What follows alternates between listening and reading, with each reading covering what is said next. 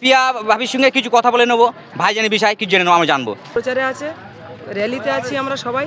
সকাল 9টা থেকে আমাদের ভাইজানের সঙ্গে আমরা মিছিল নিয়ে আসছি। এতে আবেগ যা দেখছি, সৌগাত্য মনে হচ্ছে এবার খালে কি পচা খালে ডুব মারতে হবে।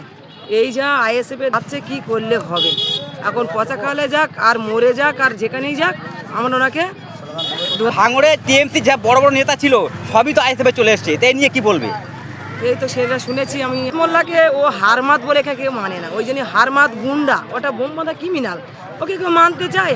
আমাদের ভাঙড়ের মহিলার থেকে আর আমার এই ছেলের এই ভাইগুলো থেকে এরা সবসময় বলছে আমাদের নওশাদ সিদ্দিকী ছোটো ভাইজানকে চাই।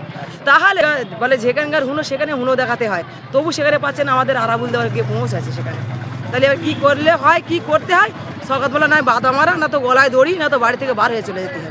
দিদি বলছে বারবার যে সৌগত মোল্লা বোম বাঁধিস, তুই বোম তৈরি করিস, তাও আবার সৌগত থেকে কেন ভাঙড়ে দিচ্ছে দিদি? দিদি মুখ্যমন্ত্রী এটা ভালো রকম জানে যে আমার দলে ক্রিমিনালকেই দরকার, যে বোম বাঁধতে জানবে, যে বন্দুক টানতে জানবে, তাদেরই আমার দরকার। না হলে আমি ভাঙড়কে জিততে পারবো না।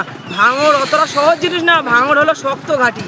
এখানে আমাদের ভাইজান এখানে এখন ভাঙড়ে প্রাপ্তি হয়েছে, আবেগে লোক ভোট দিয়েছে আর আবেগে জিতে গিয়েছে। আর এটা 2026 আমরা চোখ বুঝিয়ে ভোট দেবো।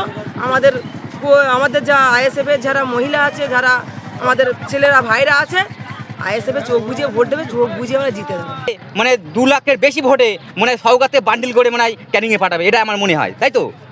সৌগাত মোল্লা এখানে যখন চলে চোর চোর চোর চোর, এসবগুলো শুনতে আমাদেরও খারাপ লাগে। হয়তো আমাদের সে টিএমসি তারা করছে, কিন্তু আমরা আইএসএফ করছি, কিন্তু আমাদেরও খারাপ লাগে।